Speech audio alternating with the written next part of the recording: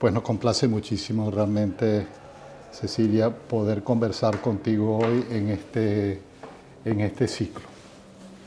Es un placer tenerla, es una escritora de una obra impresionante y bueno, va a ser realmente una dicha conversar con ella. Mucha gente había confirmado y yo creo que se van a estar sumando en el transcurso de unos minutos, pero teníamos el compromiso con la biblioteca de comenzar a tiempo. Bueno, a mí me gusta siempre comenzar por aspectos de vida. Cecilia ha estado también aquí como parte del público y yo creo que ella conoce algo del formato, pero siempre me gusta comenzar con una anécdota relacionada con Elías Canetti, el famoso escritor alemán de origen sefardí, que ganó el premio Nobel, por cierto, y una estampa, una anécdota que él hace en su libro, en su primer tomo de su autobiografía, La lengua absuelta, en la cual él recuerda la travesura, podría decirse, o más que travesura, del jardinero que trabajaba en su casa, que comenzó a tener amores con la digamos, la criada, la muchacha que atendía y mimaba al pequeño Elías. Y claro, cuando él ve ya como algunas escenas, yo creo que estaba un poco celoso, un poco inquieto con este asunto. ¿Quién es este hombre que está abrazando a mi nana? Y entonces Canetti, en esas primeras líneas de su biografía, recuerda como su primera imagen lo que el jardinero le hacía, ¿no? Que era la señal de que si tú hablas te corto la lengua, ¿no? Y justamente allí comienza el concepto de lengua absuelta de su biografía, o de lengua salvada. Precisamente pudo salvar su lengua y, entre otras cosas, escribir una autobiografía, que si mal no recuerdo, de 4 tomos. Bueno, con esta reseña te diría que trates de ver qué imagen primera, qué imagen remota o qué sensación remota nos puedes comentar. ¿De mi infancia? De tu infancia, sí. Sí, vale. Pues yo subida en un tejado, en la cumbrera de un tejado, viendo amanecer a las 6 de la mañana, envuelta en una manta, con 6 años más o menos. Que fue cuando descubrí que era una isla, que estaba en una isla. ¿Sí? Porque yo soy de La Rotada y claro, desde la cumbrera del tejado de mi casa, pues yo podía ver el Teide por un lado y el mar por otro. Entonces, claro, un día se me ocurrió ponerme la mano delante, y con la mano delante yo tapaba la visión del Teide. Pero quise hacer lo mismo con el mar y no pude, porque se me escapaba por los lados. Y entonces me di cuenta de lo grande que era el mar y que estábamos. Y yo, todo ingenua, claro, con 6 años le dije a mi madre: mamá, estamos en una isla. Dice, ahora te enteras. Pero en ese momento fui consciente de mi condición insular, y yo creo que eso a mí me marcó. Y esa idea, digamos, de agua por todas partes, la tenías clara, de alguna manera. Sí, la tenía clara, pero y además para mí no significaba que estaba encerrada, sino todo lo contrario, porque para mí el mar era un camino hacia un montón de lados. Entonces nunca, es que esa sensación, yo nunca la he entendido cuando me han dicho, no, que el insular está cerrado, no sé qué. Yo diría, pues no sé, para mí el mar es un camino, no es una cárcel, ni nada que me cierre, es algo que me abre hacia afuera. ¿Qué nos puedes decir de ese primer hogar, Cecilia, de tus padres? ¿Cómo influyeron de alguna manera en tu visión del mundo? Mucho, porque sobre todo era un hogar familiar en que eran abuelas, tías solteras, todo un follón ahí. Y entonces sí, porque eso de estar con mucha gente, y además teníamos también criadas, como dices tú, que yo recuerdo que de enseñarlas a leer, Y que después, además, una cosa que también me marcaba mucho era que mi abuela las obligaba a ir a la escuela. En aquella época las que iban a servir eran por lo general hijas de los medianeros, ¿no? Claro. Y entonces, claro, eran gente analfabeta, incluso una se hizo enfermera, o sea que, y eso a mí me parecía que era bueno, ¿no? O sea, que mi abuela era republicana, aunque era una machista de aquí te espero, pero republicana. Y sí influyeron porque allí había una biblioteca inmensa, tenían una muy buena biblioteca. En la casa. Aparte de las que quemaron, porque quemaron un montón de libros, mi abuela dice, no quemaron el Quijote de Milagro porque lo cogían hacia bulto, ¿no? Entonces, pero sí, había una buena biblioteca, pero sobre todo yo soy muy deudora de la literatura oral, porque desde pequeñita mi abuela, sobre todo mi abuela, me contaba muchos cuentos, me contaba romances, fábulas de Iriarte, Margarita Salinda la Mar, que me la aprendí de memoria de tanto que me la decía, de Rubén Darío. Y eso a mí me influyó mucho, muchísimo. ¿Y esa era una memoria oral que ella misma se creó leyendo o por vía oral también? Ella tenía muchos de vía oral porque muchos de los romances se lo habían transmitido a ella, Claro. su madre. O sea, bueno, su madre no tanto porque su madre murió cuando ella tenía 10 años, pero sí su abuela, que fue un poco la que se quedó con ella. Y también leyendo, mi abuela. Allí en mi casa se leía muchísimo. De hecho, teníamos una hora que era como era la hora del té, las 6 de la tarde más o menos, en que nos reuníamos la familia y leíamos en voz alta. Entonces elegíamos un libro y yo recuerdo con 6 años leer El Quijote. Hombre, mi madre me daba, era el Quijote, mi madre me daba los pasajes más sencillos. Ahora yo le interrumpía, ¿y esto qué significa? Porque un montón de palabras no. Claro. Pero fue estupendo porque cuando ya me mandaron a mí a leer El Quijote, que todo el mundo se puso así, yo dije, pues yo me lo leí, tampoco pasó nada, ¿no? Entonces, todo ese tipo de cosas a mí me llevaron a la literatura muy prontito, muy prontito. De manera muy Muy pronto, clara. muy precoz, sí. En tus estudios de educación primaria, como siempre, a ver, ¿qué recuerdas de profesores, maestros que fueron interesantes, o de compañeros, o de anécdotas? Un cura, Un fíjate, cura. y mira que soy anticlerical, pero sí, allí, vamos a ver, yo era considerada una niña de poca fe, porque, claro, en aquella época se hacía la primera comunión a los 6 años, a los 7 años, que me parece un disparate, porque a los 7 años, ¿qué te enteras de nada, no? Pero nos preparaban un año antes y, claro, yo había leído mucho y ya no me trababa. Y entonces, cuando empezaron a hablar sobre Adán y Eva, yo levanté las manos y yo le pregunté, bueno, ¿y estos quiénes eran? ¿Nuestros primeros padres?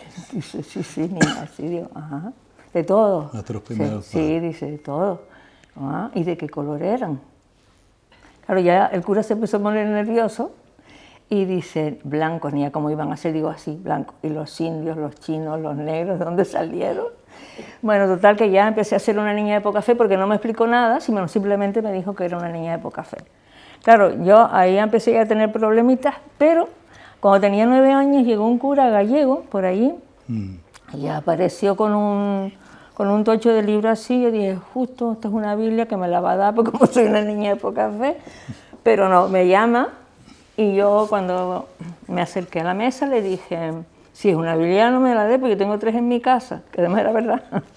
Y entonces dice, no es una Biblia, esto es la poesía completa de Rosalía Castro. Me quedé así, le dije, y dice, no, es para que te la leas y luego comentamos. Qué bien. Entonces yo, claro, me extrañé, le pregunté, digo, ¿por qué me da usted esto? ¿Por qué me presta este libro? Y dice, porque tú vas a ser escritora. Yo no sé de dónde le sacó a ese señor eso, pero sí es cierto que eso fue, claro, desde el momento en que me lo dijo, ya me leía Rosalía de Castro, por supuesto, que no me enteré de la mitad, pero después él me explica, o sea, las cosas. Y entonces a mí me pareció que fue una persona que influyó mucho también, o sea, que me reforzó en lo que yo quería hacer. Claro, no duró un suspiro. La gente que era como muy de mirada muy amplia, enseguida los destinaban a misiones, pobre hombre. Claro. Ya habrá muerto, ¿Y Pero, amigas o amigos en ese periodo que hayan sido significativos? Porque de pronto no. sobre todo amigos, Amigos. porque claro, el problema es que la diferencia está en las lecturas de de las niñas y de los chicos, ¿no?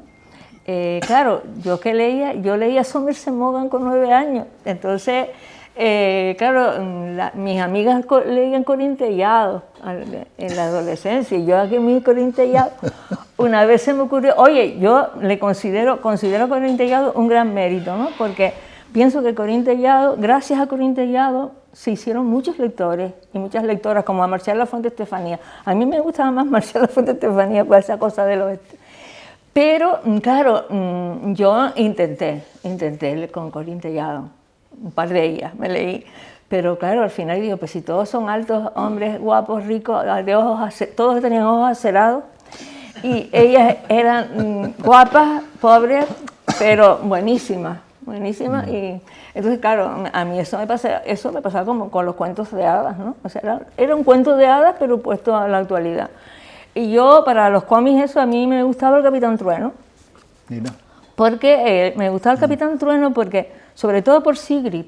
Sigrid no era la típica princesa que estaba esperando a que su héroe llegara, sino era una reina que tenía espada, que luchaba y que además era amante del Capitán Trueno, estaba claro.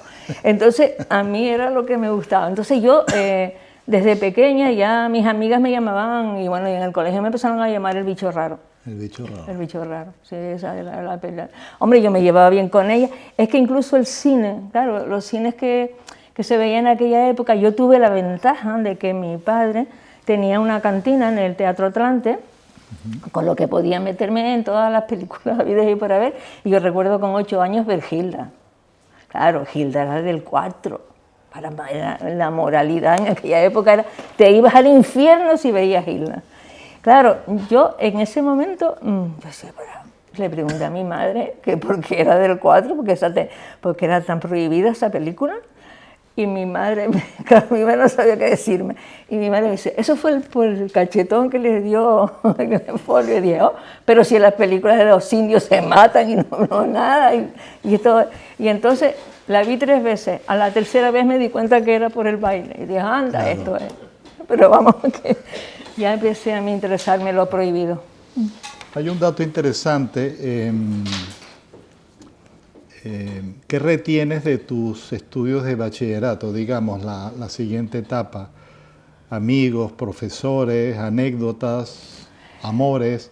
Hay 2 datos que ya te vinculan con la literatura, ¿no? Que es sorprendente haber ganado en el año 60.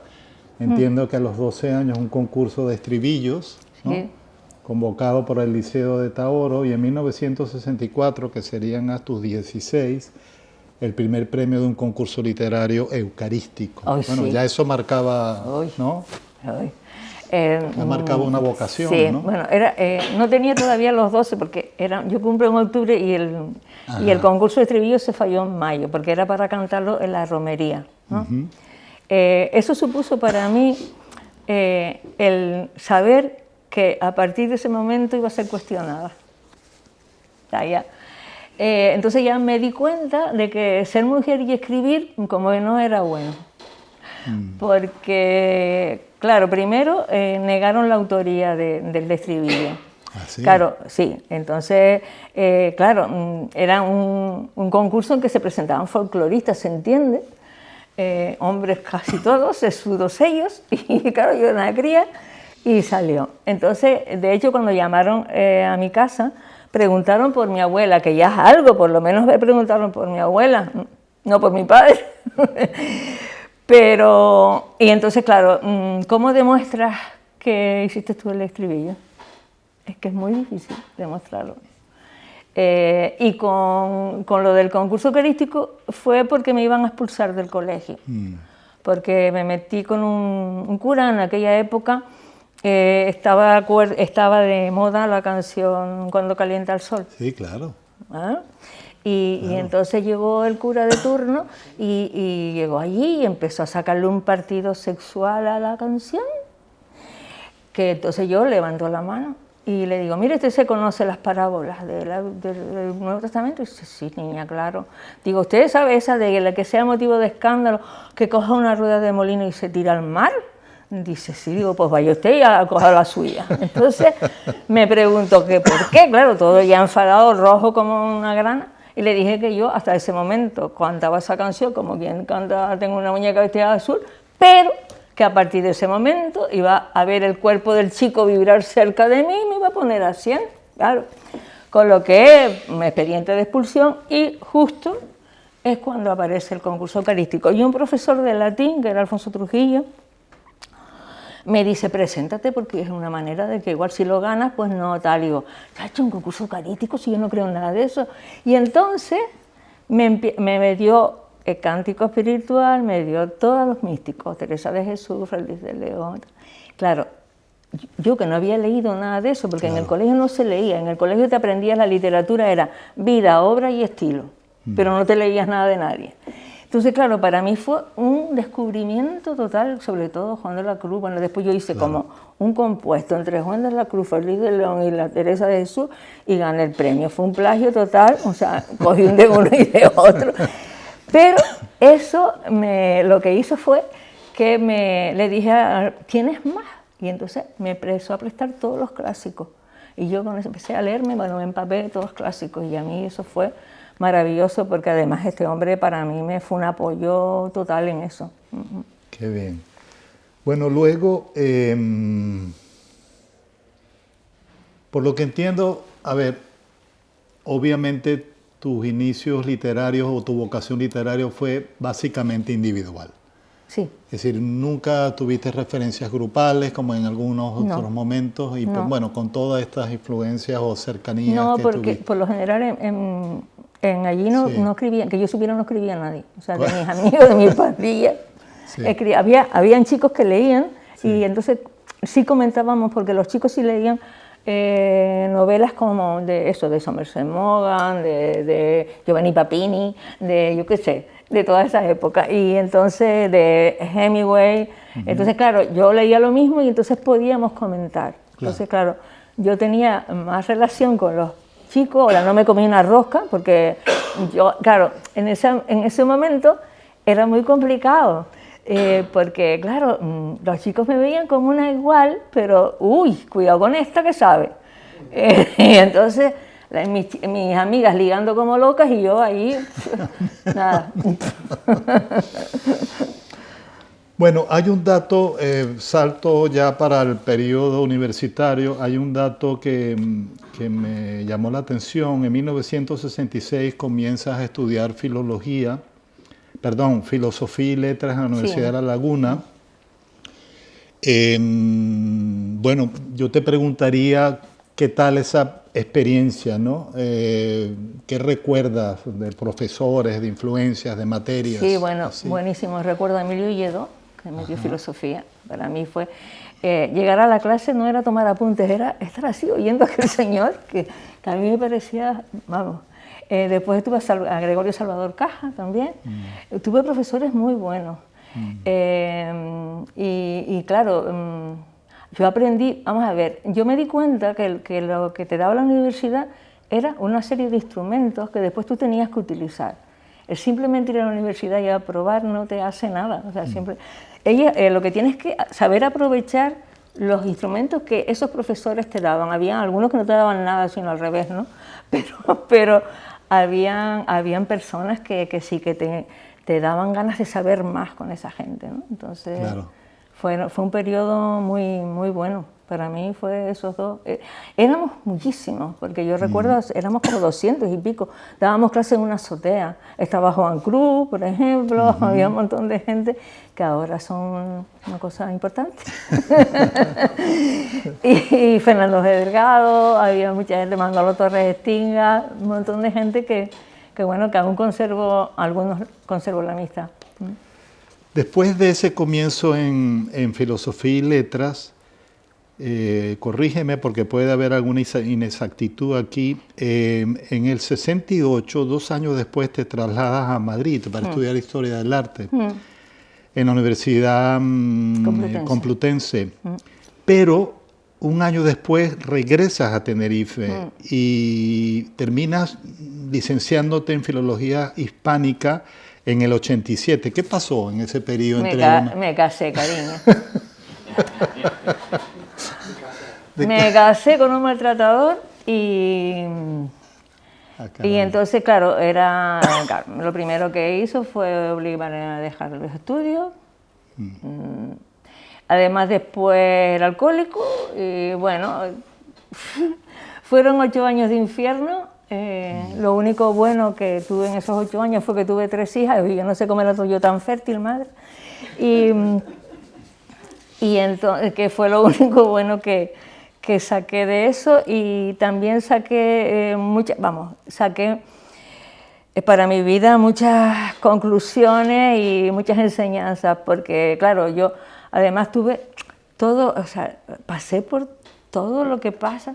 Yo me doy cuenta que no es tan fácil salir de un maltratador porque te crea una dependencia rara, ¿no? Sí. Pero es que además yo también pasé por la fase de secuestro en un manicomio, con lo que eso también, claro, cuando tú tienes 23 años y estás en un manicomio y no sabes cuándo vas a salir y no sabes por qué estás allí, bueno, sí sabes por qué estás allí, estás castigada, porque la culpa de lo que es tu marido la tienes tú. Entonces, con 23 años el instinto de supervivencia es muy fuerte. Claro, ¿no? claro. Y entonces, no solamente eso, sino cuando estaba yo allí, yo digo, vale, tú tienes que salir de esta, porque de esto tienes que escribir algo. Y eso yo creo que fue lo que me salvó, el pensar que la literatura me iba a salvar de aquel infierno, ¿no? Pero tardé 40 años en escribir algo, que fue Cuadernos del Orate. Pero estuve ahí. Correcto. Por eso terminé tarde. Ya veo. Bueno, sí, finalmente, aunque parezca paradójica, una experiencia que terminó alimentando la literatura, por lo menos, ¿no? Sí.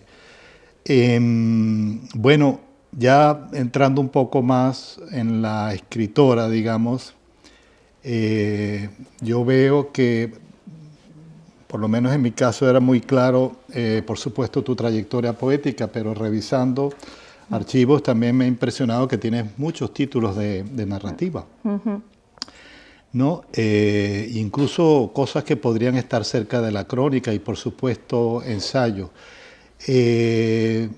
Yo creo que esto es un poco obvio, pero ¿qué género te mueve más? Yo supongo que es la poesía, ¿no? Fundamentalmente. Sí, porque, vamos a ver, me mueve más la poesía, primero porque fue el primer género que toqué, porque incluso cuando yo era pequeñita y escribía cuentos, los escribía en verso, porque estaba muy acostumbrada a los romances, entonces todo me salía rimado, entonces me hacía, bueno. Entonces, y aparte de eso, después me di cuenta que cuando yo escribía poesía, lo que hacía era empezar a conocerme un poco más a mí misma, ¿no? Era una investigación que todavía sigue. Y claro, el conocerse uno a uno mismo es algo que le lleva toda la vida, ¿no? Claro. Y entonces, por eso quizá la poesía me gusta más. No, o sea, yo disfruto realmente todo. Si yo no disfrutara, no escribiría. Sí, es verdad, el día que no disfrute escribiendo, digo, pa' la porra.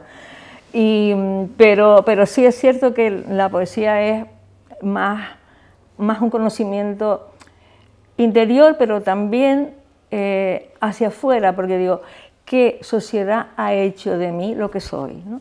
Entonces ya me empieza a interesar por qué esa sociedad es así y cómo reacciono yo ante esa sociedad y por qué reacciono yo. Todo eso está en la poesía. En la narrativa cuento historias, a veces reivindico historias, que como mientras maduran las naranjas, ¿no? Pero es otra cosa distinta. Hay cosas que... Yo me di cuenta un día que había cosas que no se podían contar en poesía, que necesitaba la prosa. Que fue cuando escribí, empecé con cuentos, que fue Futuro Imperfecto, ¿no? Futuro Imperfecto, Sí. correcto. Porque Futuro Imperfecto, en el empiezo con 94. cuentos porque Sí. el cuento, dicen que no, a mí me parece que el cuento es muy complicado. O sea, condensar en un cuento una historia a mí me parece complicado. Pero para mí me era más cómodo porque estaba más cercano a la poesía. Sí. Es decir, tanto la poesía como el cuento es síntesis, en poco tienes que decir mucho, entonces por eso me arriesgué primero con el cuento. ¿No te parece a veces que la condensación del relato se parece al de la poesía? ¿Tiene alguna similitud? Vamos a ver, tiene similitud, pero no en el lenguaje. Claro. Ahí es donde se diferencia, ¿no? Claro. No puedes emplear, vamos a ver, yo recuerdo que Isá de Vega era un poco exagerado, eso sí es cierto. Me decía, chiquita, cuando escribas narrativa olvídate de que eres poeta, ¿no? Y yo decía, bueno, digo, oye, estás echando por tierra Mararía. Claro. Pero él decía que Mararía era una mierda de novela. Entonces yo decía, bueno, entonces le digo, bueno, pues no. Digo, no, porque tiene... Hombre, yo decía, sí, bueno, tiene algunas cosas que a mí tampoco me encajan, pero digo, pero es una novela que se ha convertido en un icono realmente, Mararía, ¿no? Sin duda. Pero además, digo, pero él mismo, en algunos cuentos, hay descripciones que se acercan mucho a lo poético. Y además el mundo tan oscuro de Fetasa, por ejemplo, pues tiene ahí una mirada que, claro, el lenguaje no es lo mismo, pero sí se acerca. Yo creo que todo ya, además yo creo que todo se mezcla ya, o sea, ya estamos hablando, yo he leído un montón de novelas que tienen muchas partes que podían ser poéticas perfectamente, ¿no? Entonces, y bueno, y tampoco está mal. El único peligro que yo creo que se corre es cuando eso hace que se pierda el ritmo de la narración. O sea, lo difícil de la novela es mantener el ritmo narrativo, que no pierda, que siempre siga enganchado. Pero tú como lectora me imagino que aprecias mucho en la narrativa la buena escritura, la escritura cuidada, sí, ¿no? Sí, de hecho a mí me encantan los hispanoamericanos porque yo además... Yo pienso que el escritor hispanoamericano está salvando el español. Sí, porque, bueno, a mí cada vez me interesa menos realmente lo que se está haciendo en la península. O sea, hay errores sintácticos, el laísmo por todos lados. Bueno, es que yo a veces leo novelas que digo, Dios mío, ¿esto qué es? El castellano este que dicen. que me interesa, cada vez me interesan menos. De hecho, de todas maneras, no sé, hay algunas excepciones. Me gusta Sara Mesa, por ejemplo, o Marta Sanz. Me gusta Ana María Matute, pero así, contadas, ¿no? Pero yo lo que estoy haciendo ahora, más que leer cosas nuevas, es releer. Claro. Me encanta releer, porque releer lo que me gustó en su momento. Sí. Porque además no es igual. O sea, lo que yo leí hace 20 años no es lo mismo que yo. Claro, es la misma novela, pero no es la misma novela. Claro que no. Entonces... Hay un poeta venezolano importante, como de mitad del siglo, quizás tú lo debes recordar, que es Juan Sánchez Peláez. Juan Sánchez Peláez, sí. Y que él definía muchas veces la escritura o la poesía como una angustiosa cosecha. Y eso me llama la atención porque, es decir, en tu caso, y eso lo celebro, tú hablas de que te sientes feliz cuando escribes. Sí. No, entonces no veo ahí tanta angustia. No, eso me y parece... además, fíjate, no solamente me pasa a mí, yo recuerdo Luis Feria, sí. Cuando realmente era feliz era cuando estaba escribiendo. Y yo lo comprobé porque él escribió 2 libros en mi casa, ¿no? Y yo aprendí mucho de él en el sentido de cómo trabajaba él el verso, ¿no? Pero me daba cuenta que realmente él, cuando era plenamente feliz, era en ese momento, en el momento de la creación. Después era un neurótico loco que tenía días que estaba insoportable, pero en esos momentos era totalmente feliz. Y a mí me parecía que era como se tenía que ser. O sea, la poesía sí te sirve de catarsis, hablas de momentos duros, pero en ese momento estás disfrutando con el lenguaje, manejando. Es un disfrute sufriente a veces, quizás, ¿no? A veces. ¿No? Porque a veces no te sale, porque tal, pero en ese trabajo también hay un cierto... A lo mejor es que es uno masoquista, no, y no lo sabe, pero no sé. Bueno, muy rápidamente me gustaría mencionar en esta digamos, en esta obra ya larga de Cecilia, distinciones como el Premio de Poesía Matías Real en 1980, voy a mencionar unos pocos, el Premio de Poesía Pedro García Cabrera del año 81, en el 91 el Premio de Poesía Emilio Argaba Guimerá y en el 2015 nada más y nada menos que el Premio Canarias de Literatura. ¿Qué significó para ti ese premio? Que es un premio que se ha dado a muy pocas personas y... ¿El cuál? El premio de... No, porque a mí el que más me gustó fue el premio García Cabrera, fíjate. Bueno, sí. Me refería al premio de Canarias. Que bueno, era como, que vamos como... a ver, significó un montón de problemas, fíjate. Ajá. No sé, me he acordado de la madre del premio Canarias muchas veces. Vamos a ver, el problema de estas cosas es que siempre se te siguen negando los que no los merecen, ¿no? Vamos a ver.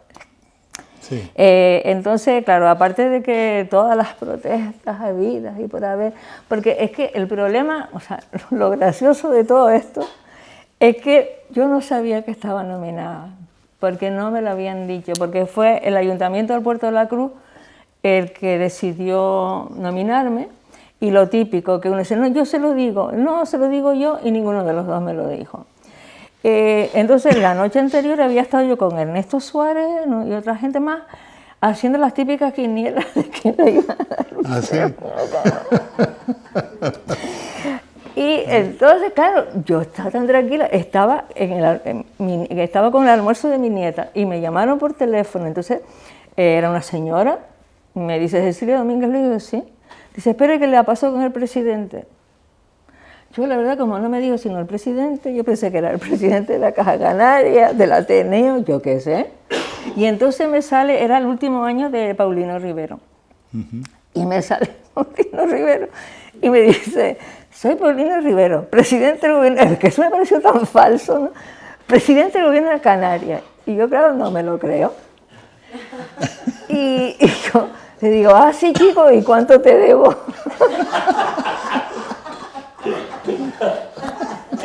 Ya el señor dice, ya se puso el hombre bravo, ¿no? Y me dice, oiga, señora,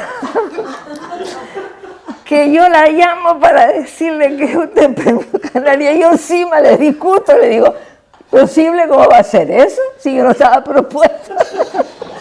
Y entonces dice, mire, señora, si usted no hubiera estado propuesta, no se lo hubieran dado. Digo, vale. A partir de ahí ya se me aflojaban las piernas. Y ya dije, bueno, y ya me lo creí un poco más.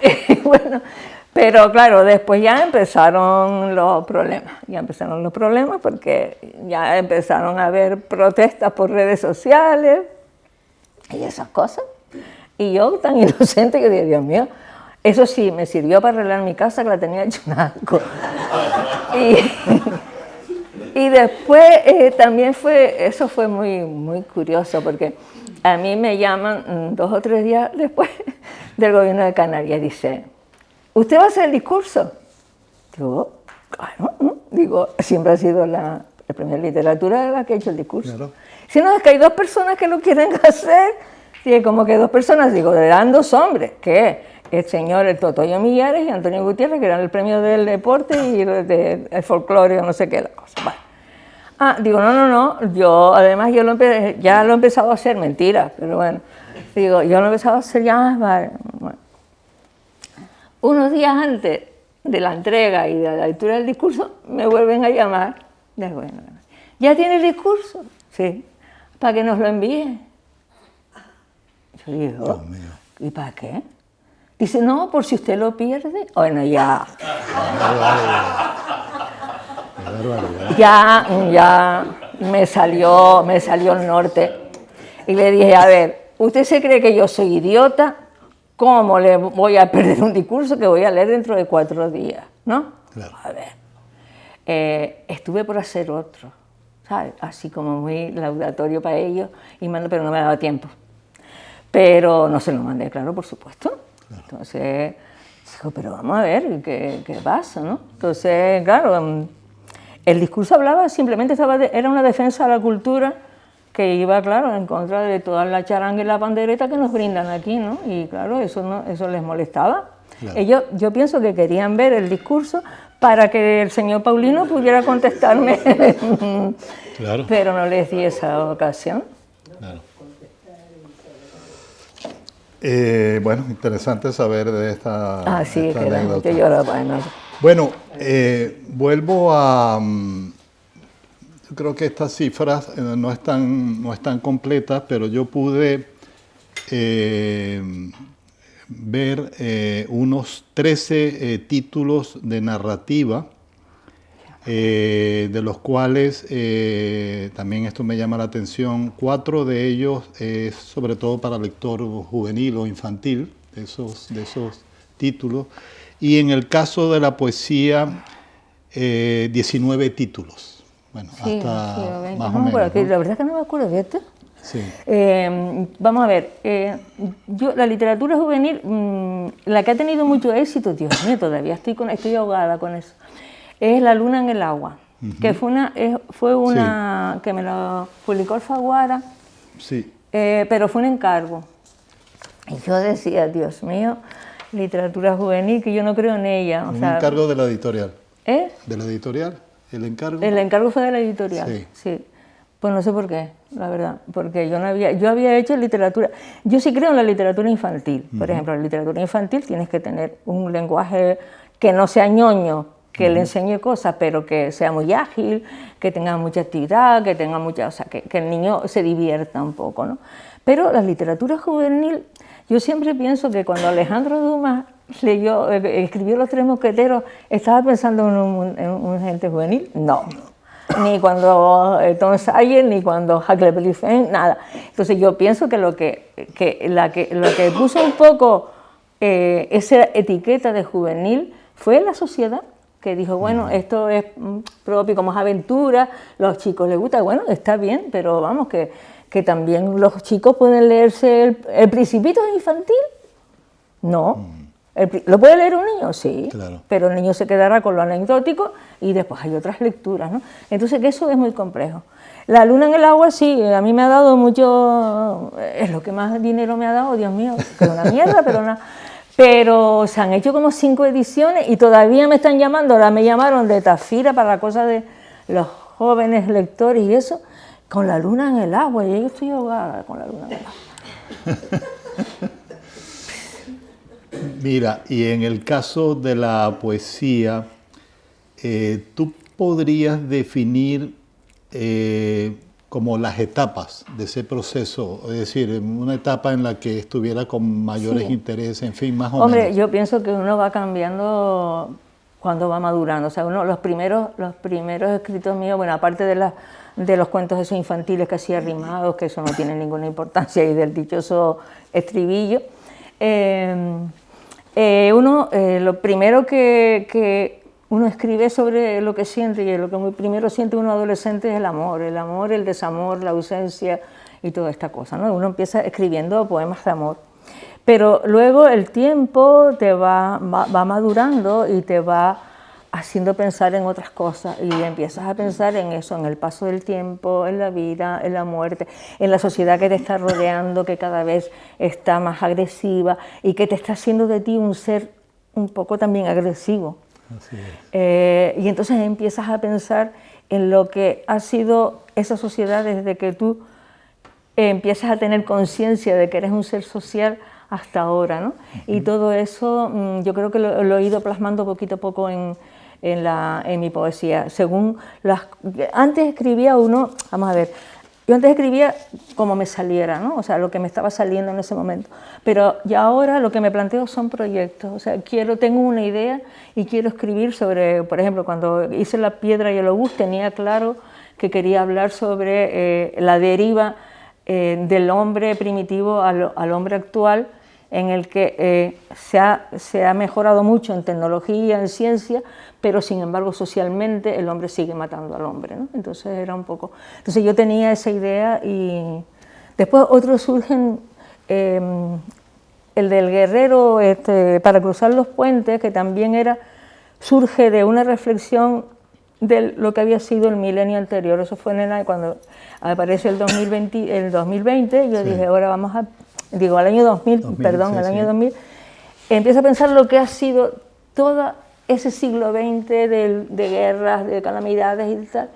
Y ese fue muy curioso, ese libro, porque de repente me aparece, ustedes dirán que estoy loca, claro, estuve en un manicomio, me aparece un guerrero persa de la época de Ciro.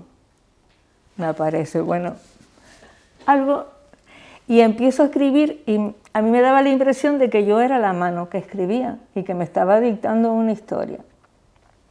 Cuando ya tenía varios poemas, me llamó mucho la atención de un poema que decía, que empezaba: yo soy el que peina las crines del caballo que montarás mañana. Y en ese poema hablaba de un montón de animales, y yo decía, ¿tú qué? Entonces se me ocurrió ir a una librería a preguntar si tenía un libro de mitología persa. Y me lo compré. Y aparte, y me di cuenta de que había coincidencias que yo no tenía ni idea. Hay un semidios persa que se convierte en todos los animales que yo nombro en el poema. Y cuando hablo del guerrero que abandona todo y se deja morir ya cuando no puede, y entonces los buitres lo devoran, eso también hacían los persas, ¿no? Entonces a mí eso me dio mucho miedo, la verdad. Cuando terminé el libro se me ocurrió contar los versos y tenía exactamente 1000. Entonces ese libro yo lo tengo como una cosa y no sé qué fue eso especial. Me pasó con ese libro y con Objetos, mi segundo libro publicado, que fue escuchando un disco de una flauta de Pan. Y estuve 24 horas seguidas escribiendo ese libro, sin parar, sin dormir ni nada. Entonces eso yo sabía que si dejaba de escribir se me iba a ir. Sí. Y entonces tenía que seguir.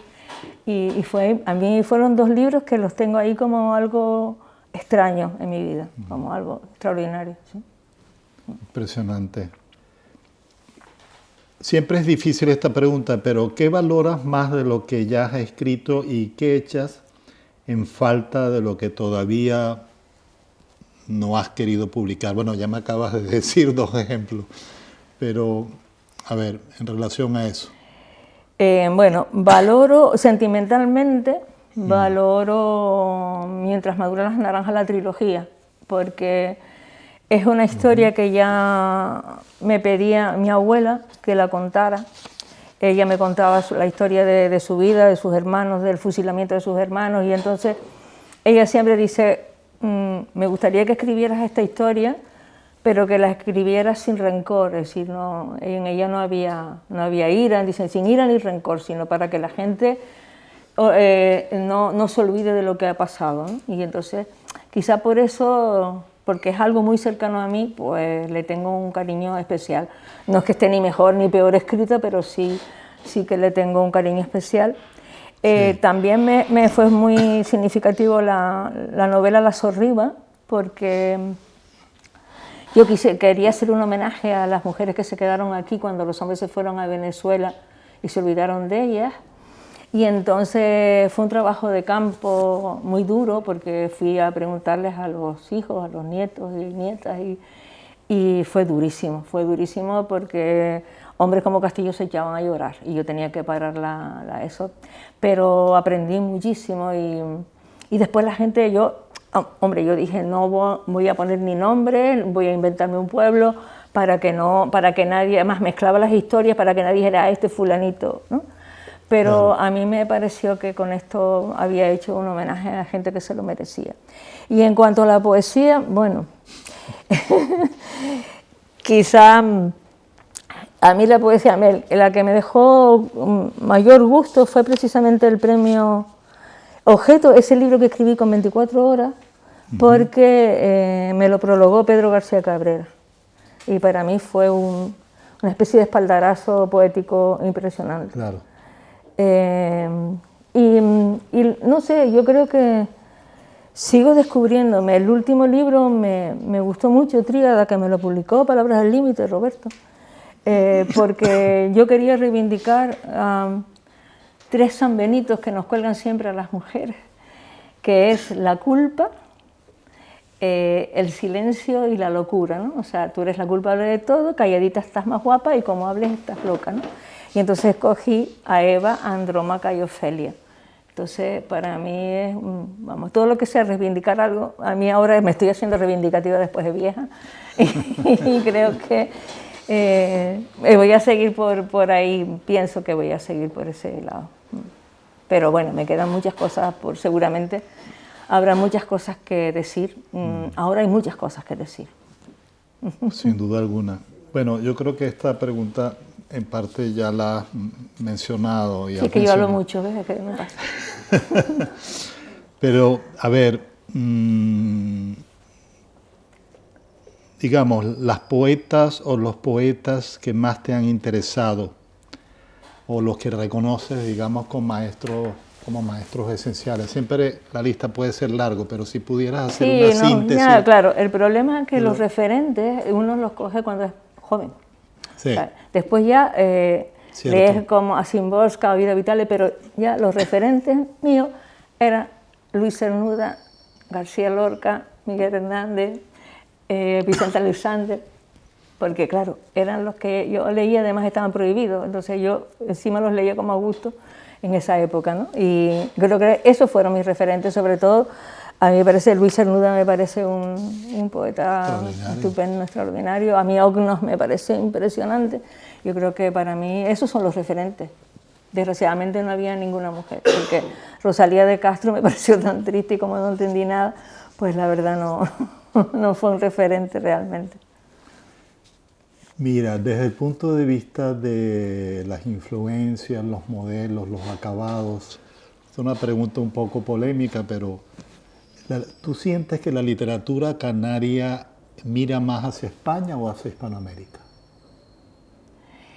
Yo quiero pensar que mira hacia lo universal. Muy bien.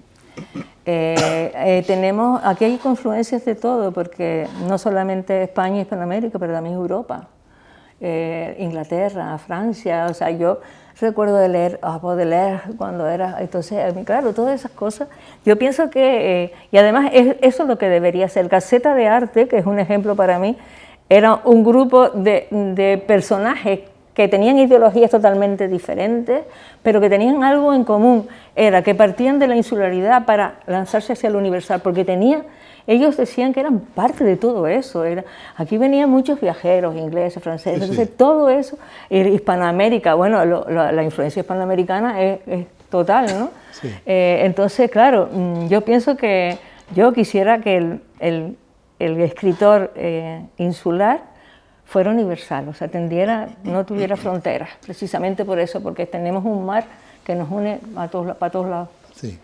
¿Y tus lecturas de poetas, hombres, mujeres hispanoamericanos?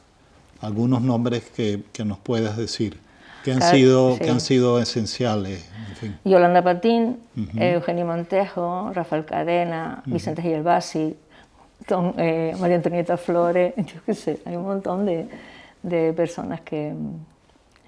Silva Estrada. Sucre. Y un poco más allá, hispanoamericana, digamos, modernos de este siglo XX que también hayan marcado, poetas. Bueno, es que del siglo XX, ¿quiénes son? Esta gente son todas. No, pero me refiero a hispanoamericanos, no solamente... Porque me mencionaste muchos venezolanos, pero no sé, argentinos, escritores de otros países. Ida Vitale, por ejemplo, Ida Vitale.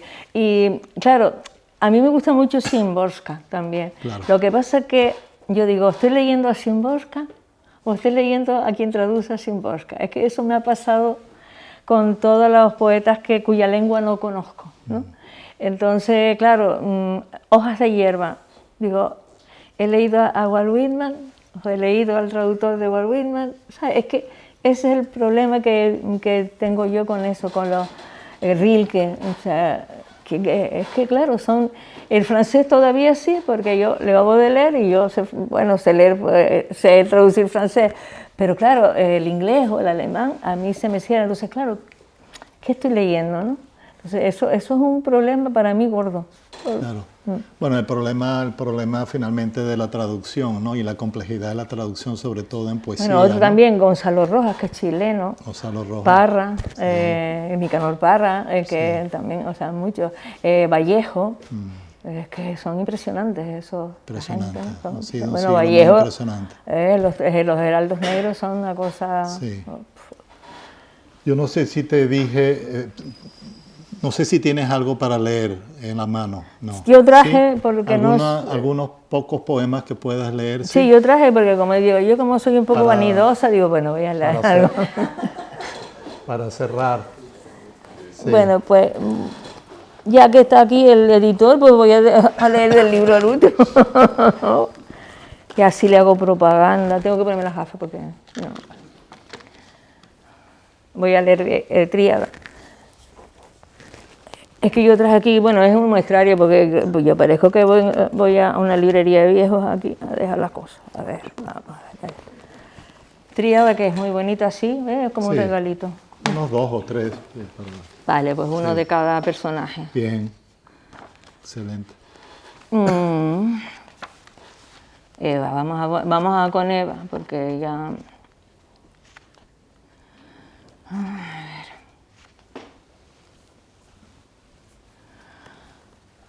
No sé qué para... Dios mío, este mismo. Dirán que fue la serpiente y yo la incauta y necia, como lo serán todas las de mi estirpe, la que haciendo caso a su voz sibilina cogió el fruto. Pero era invierno y todos los reptiles dormían en lugares ignotos, aletargados en la hondura, cuando yo me acerqué. Contemplé el árbol y hablé con la tierra, y las dos supimos del gran desamparo del cielo y de aquel que nos había depositado en su bruma. Fue el fruto el que traspasó la niebla y me hizo verme en el barro que fui, latió y tembló bajo el rostro invisible de quien controla los astros mientras nos abandona y solo nos concede la inútil tregua de cada noche. Tiende tu mano, tal vez sea mejor el destierro, la sangre y el dolor, que es estar siempre en la orilla, sumisos y esperando eternamente la nada. Eva, ahí, bueno. Andrómaca fue un poco complicada porque yo quería, claro, me tuve que leer la Ilíada, entonces me di cuenta que la Ilíada, la Odisea, la Eneida, entonces estaba escrita en hexámetros clásicos, ¿no? Sí. Entonces quise empezar la introducción con un hexámetro clásico y luego que Andrómaca hablara, porque luego en sextina. Imagínate, claro. Claro, son 13 cantos como los tiene la Ilíada, sí. Y 13 sextinas. Entonces voy a leer una. Canto primero. Es la introducción. Viendo dormida a la hija de Actión solitaria en su alcoba, quiso la aurora con tierno deseo besarla en la frente. Héctor acaso soñaba con ella o con la batalla. Sordos y absurdos los dioses jugaban su suerte a los dados. En las almenas, Casandra lanzaba su grito más hondo, y Hécabe abría los ojos a un día nefasto y maldito. Y ahora empieza esta mujer a hablar. Han escrito mi historia hombres de toda época y condición. Me han inventado un rostro, una pasión, un cruel destino, de esposa, amante, madre, viuda, esclava. Dicen saber de mí más que yo misma. Me obligan a ser sombra y hojarasca. Yo no quiero ser sombra ni hojarasca. Que el ocaso en su luz diluya toda sombra que me separe de mí misma. No seré la mujer que han inventado. Andrómaca no quiere ser esclava, ni que nadie decida su destino. Yo grabaré en mi peplo mi destino, alejada del viento y la hojarasca. Nadie podrá decir que fui su esclava. Tú serás para mí la vida toda. Nadie, igual a mi sangre, te ha inventado como yo, Héctor, dentro de mí misma. Nadie sabe de mí más que yo misma. Mío es mi tiempo y mío mi destino, por mucho que algún dios me haya inventado una vida repleta de hojarasca. Solo a Héctor daré mi vida toda y nunca de los hombres seré esclava. Siempre supe que no sería esclava. Amo la libertad más que a mí misma, mas si confiaba que mi vida toda regalo de algún dios era, el destino me devolvió a la sed de la hojarasca. Un castigo más cruel no se ha inventado. Pero a pesar del mal que han inventado los dioses que me quieren como esclava y que mi vida sea la hojarasca, yo, mujer, desasida de mí misma, buscaré por los astros mi destino y hablará de mi amor la tierra toda. Tu rostro junto al mío es el destino y aunque inunde el dolor la tierra toda, mis frutos brotarán de la hojarasca. Esa. Y ahora esta mujer. Muy bien. Y ahora vamos con Ofelia. Sí. Ofelia, como era teatral, claro, si te das cuenta, cada libro tiene un lenguaje distinto. Sí. Este era un diálogo, como era teatral, empieza Hamlet y bueno, voy a empezar el primero, que es Hamlet le pregunta a Ofelia y Ofelia le contesta con todo el libro. Entonces dice, Hamlet, Ofelia, con tu traje de lino y tus pies descalzos eres inasible a mí. Por eso te reto y no me respondes, o lo haces con miradas, iba a decir de ciervo, cuando realmente son de halcón. Nada de garza o de liebre expectante.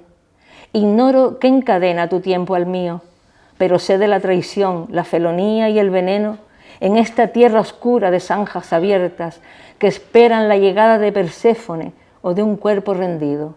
¿Qué respondes, Ofelia? Ofelia. El mar aquí es cálido, Hamlet, y no hay nenúfares marchitos en el lago que contemplo desde esta rama del laurel. Te escucho a ti, que ignoras de mí todo lo que no está bajo tu sombra, aquello que es tan mío y cuya cancela está cerrada.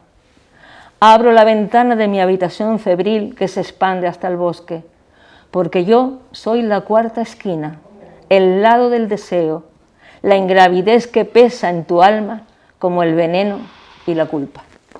Muy bien, magnífico. Te quiero hacer una última pregunta porque ya tenemos que entregar la sala. ¿A quién? A Ofelia. A Ofelia, entonces está bien. Mira, ¿cómo quisieras que te recordaran cuando ya no estés en este mundo? Por ejemplo, tus hijas, tus nietos. ¿Qué quisieran que pensaran de ti? Yo quisiera que me olvidaran pronto. Vamos a ver, no sé, que pensaran de mí.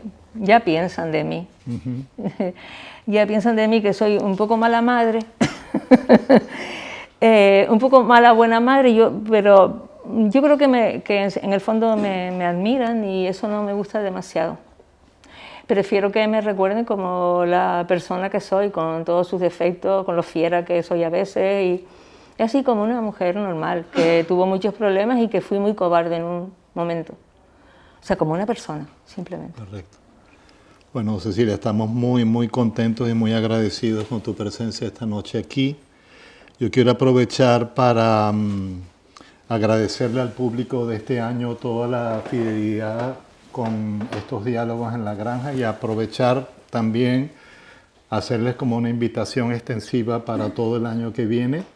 Ya recuerden que siempre es todos los terceros jueves de cada mes. Ya a comienzos de enero estaremos anunciando nuestro próximo invitado o invitada, pero nuevamente uniéndome a Rafael José como coordinadores de este proyecto, agradecerte mucho y porque sentimos que hemos cerrado el ciclo con broche de oro teniéndote a ti aquí. Creo que ha sido una conversación extraordinaria y bueno, solamente agradecerte y aplaudirte.